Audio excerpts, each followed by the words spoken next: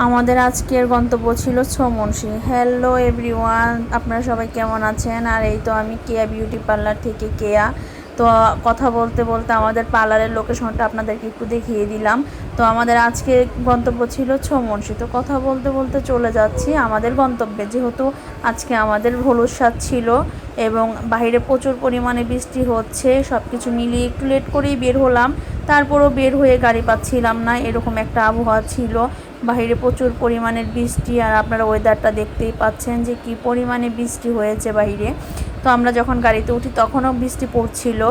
তো এই তো কথা বলতে বলতে আমরা চলে যাচ্ছি আমাদের গন্তব্যতে। তো আমার সাথে ছিল আমার হাজব্যান্ড এবং আমার হেল্পিং হ্যান্ড। তো আমাদের লোকেশনটা ছিল ছমনসি থেকে অনেকটা ভিতর দিকে। তো আমরা সেক্ষেত্রে গাড়ি চেঞ্জ করে আমরা অন্য গাড়িতে উঠে পড়ি, আর প্রচুর ক্ষুধাও পেয়েছিল, তো একটা আচার নিয়ে নিলাম।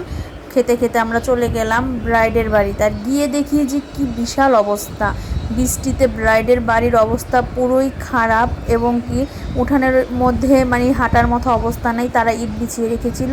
তো আমরা ওইভাবেই রুমে পৌঁছালাম, আমাদেরকে এগিয়ে নিল, এবং তো তাদের ওইখানে গিয়ে বলার পরবর্তীতে তাদের যে জিনিসগুলো ছিল ব্রাইডের সব কিছু আমাদেরকে দেখালো।